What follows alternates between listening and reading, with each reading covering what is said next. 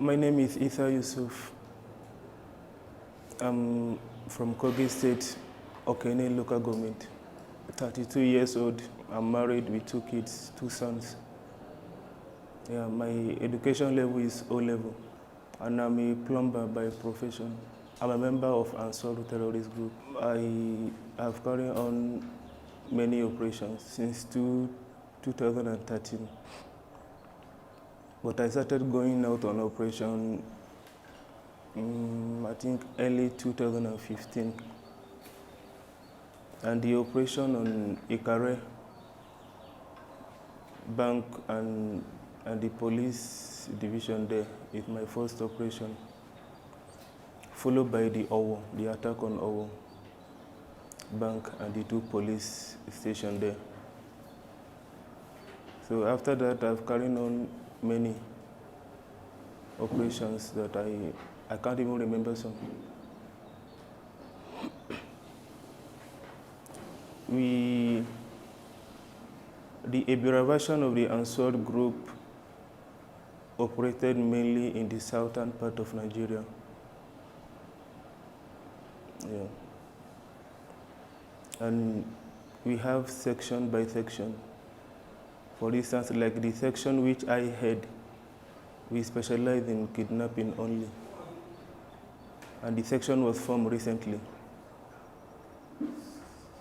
So while other sections carrying out public attack on banks and other public places and stations. The person that introduced me to the group was Abdurrahman. His name was Abdurrahman, but he's dead now. He's dead. So he preached to me, though it is a religion that we do, just like a normal salat that we observe. So he introduced me to the group, he preached to me, he told me the significance of the group, as in of our actions carrying out the attacks and other things. And our main purpose is to establish Sharia law in Nigeria. So and our aims of attacking banks and kidnapping was to fund the movement. So from that 2013 to 2015, whoever wants to join the group, we don't just accept people the way they come. So we give them time to observe them, if they are serious or if they are spies, and they undergo many training. The least of the training is the physical combat training. So I train in somewhere in the bush in Okene there for some numbers of days. We train how to fight physical combat with weapons and without weapon. Yeah, like I said, I was among the people that attacked Ikare in 2015 and Owo again in 2015. We did many operations in Osun State, Okene, different parts. I can't remember some of them. The section was created last year, and my first operation was on one man called Baba Petroleum in Edo State, Auchi, Jetu precisely. So, and we collected 70 million naira. The other one was one Lebanese man in Owo, Ondo State, collected 110 million. And the last one was in Abuja here, one Usman Dauda Abere, collected 200 million. I collect ransom in cash, in dollars, not in naira. So after that, I submit everything to Abu Baro, who happens to be the overall leader of Ansar. So there is no sharing formula. Though he do give us money just for compensation, not, and he decide how much to give us. There is no specific sharing formula that applies to it. Like I said earlier, the purpose of kidnapping or attacking banks is to fund the movement, because we don't have sponsor like many people believe that we have. We don't have sponsor. And the people we kidnap, it depends. At times we do kidnap people randomly, at times we have target. So like the man we kidnapped in Abuja here, someone brought the work to us. Someone that knows him brought the work to us. So we normally, especially if we are kidnapping random people, we kidnap people that has escort. So even without being told, we know that before so anybody can have escort, he must be a wealthy person. So we'll go after him. As a Muslim, we are trained not to obey any other law apart from the law of Allah subhanahu wa ta'ala. So, and Nigerians are not practicing the law of Allah. Most of things that Allah make haram in Quran, they make it halal, they make it permissible. And some that Allah make permissible, they forbid it. So, I can't really say yes or no, because many operations are being carried out that I don't know. But like I said, the northern version of it, so they carry many operations that operated in the south, we are not aware, and they too, they are not aware of our operations. So maybe they may be involved in any operation that are being carried out by the northern version of it, but we here, we don't associate with them. Presently we are 5 in the group, but initially we are more than 5. And some people that are in my group before are not longer in my group now due to if they don't have what it takes, if they don't have that training. So I withdraw them and bring in other ones. So normally we rent house, we do rent house. We live like normal people, we live with the people, take advantages of the people even without their knowledge. So we are very friendly to people. There is no way I can live with you that you will not like me. It's part of my training to mix with people. So we rent house like normal people did, but only we know the purpose of the renting of the house. So at times I might keep victim in my house, even the landlord or the landlady might come around, we sit and discuss, play, till he or she left.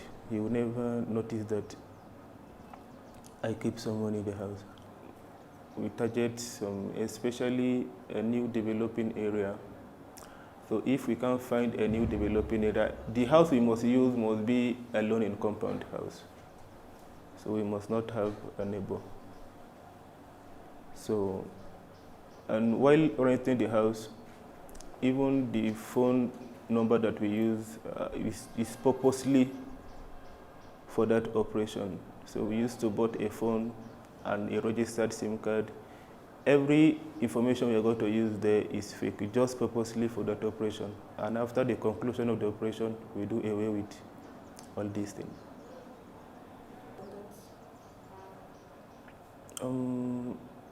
Let's say it's one of his, let's say, relative or workers. I don't know, but all I know is that the person is close to him.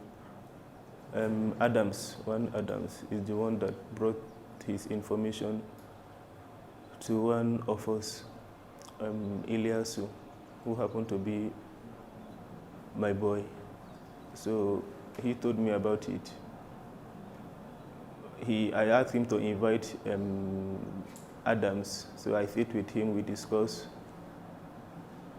we bargain on the percentage we are going to give him, which is the 10% of whatever we collected from the man. So, and he even assured us that we are going to collect up to 1 billion naira from the man. So, but it does not went that way. We collected only 200 million naira, but we still keep to his promise. We give him his 10% of that 200 million. There were two numbers that work with us. One was working in one of his sites directly, because the man is an estate developer. So that one, we provided him phone that he's going to use to contact us.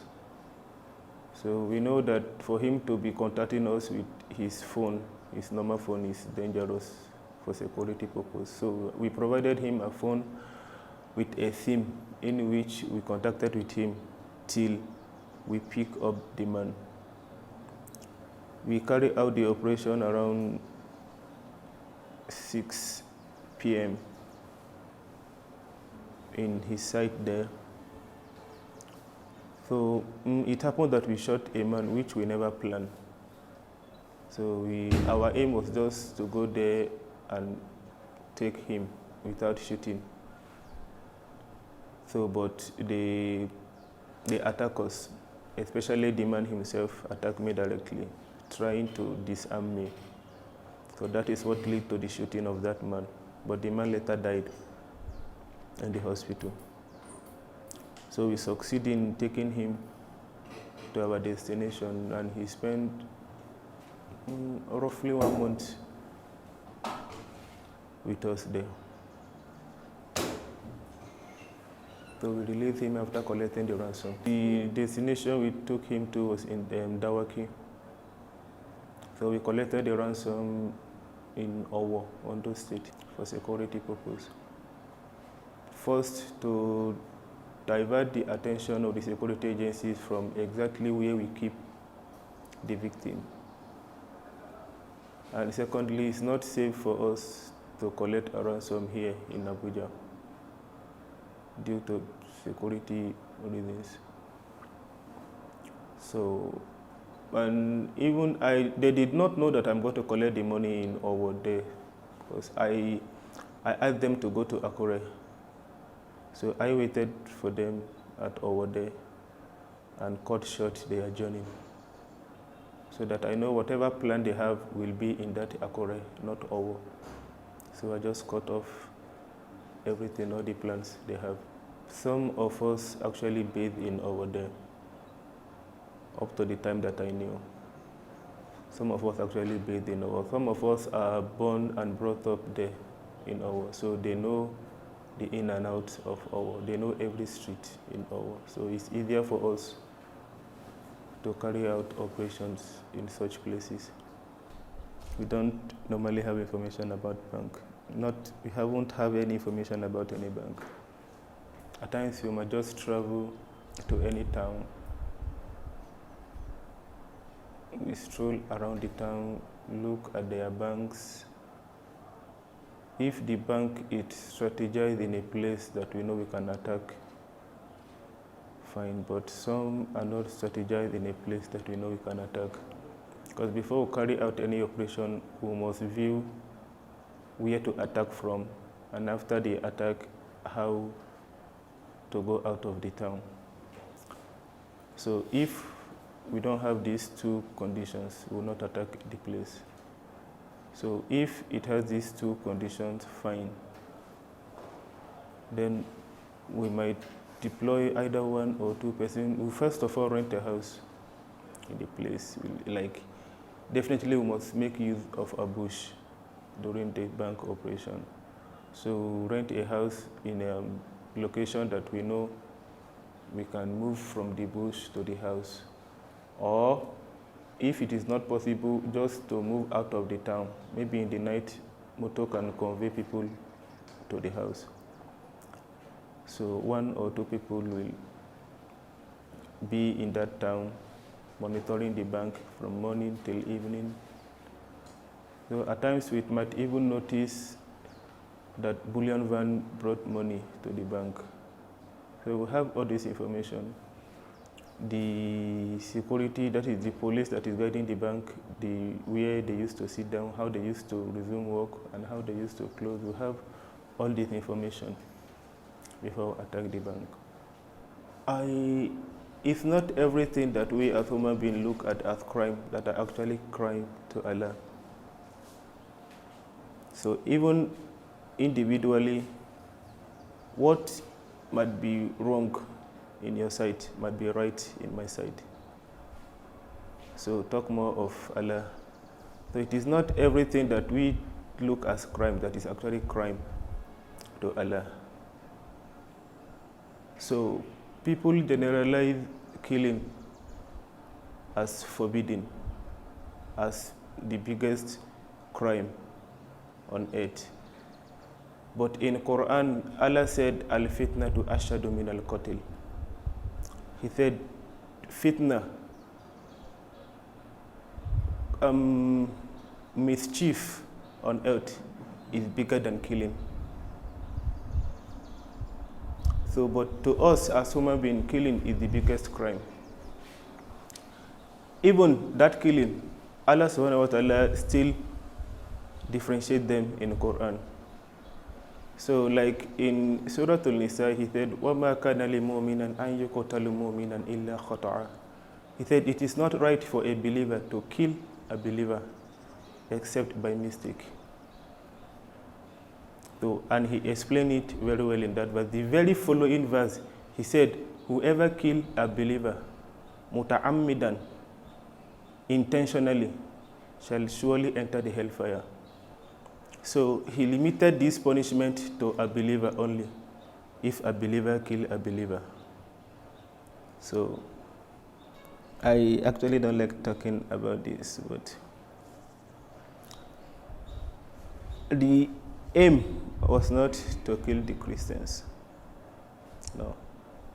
Because even in the time of Messenger sallallahu alaihi wasallam, even Umar radiallahu anhu, well, the countries that Islam is ruling, there are still Christians there. So the aim was not to kill Christians. No. I just brought those verses to explain that it is not everything that we as human beings saw as crime that are actually crime in the sight of Allah.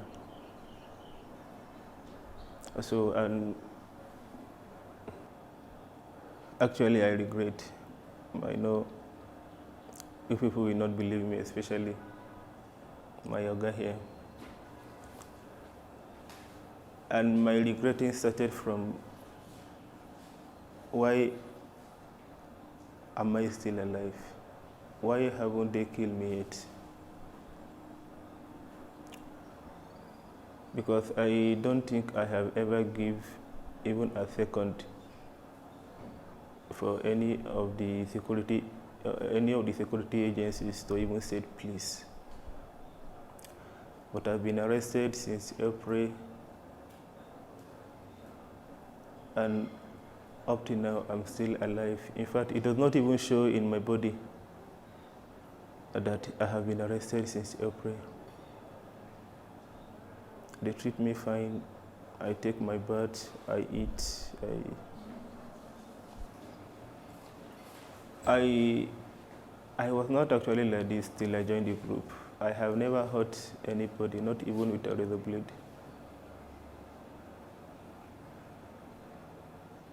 I don't think all that means now.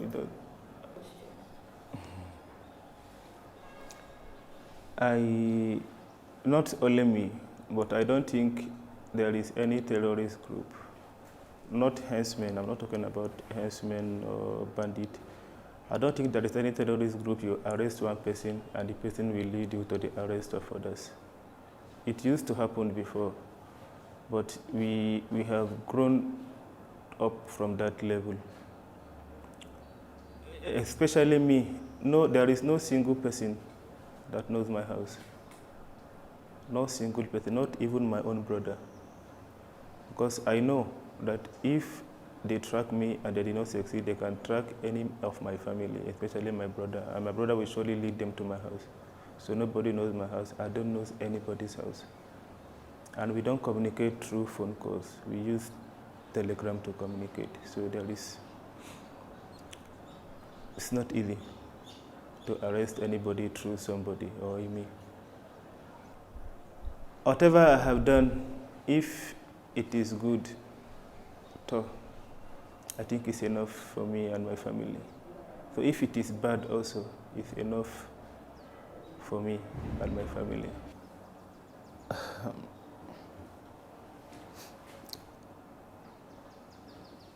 I don't think there is any amount of advice that you give somebody out there that he will rethink. Because what we believe is that the Nigerian government hates us even more than we think we hate their system of operating. And they are hunting us day and night. There is no way you can wage a war against some people without hatred. So they have already succeeded in putting that hatred into our head. So that is why I told you that my regret started from my thinking of why am I still alive up to date? Why haven't they killed me? Why are they treating me fine? Talk to me like human beings. So, but if I have the opportunity of bringing all of them to this place, from the head to the last person, I will.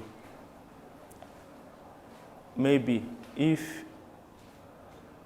they saw what I see, if they see what I saw or reason the way I reason, they too will know that no, what we are being told is not the truth.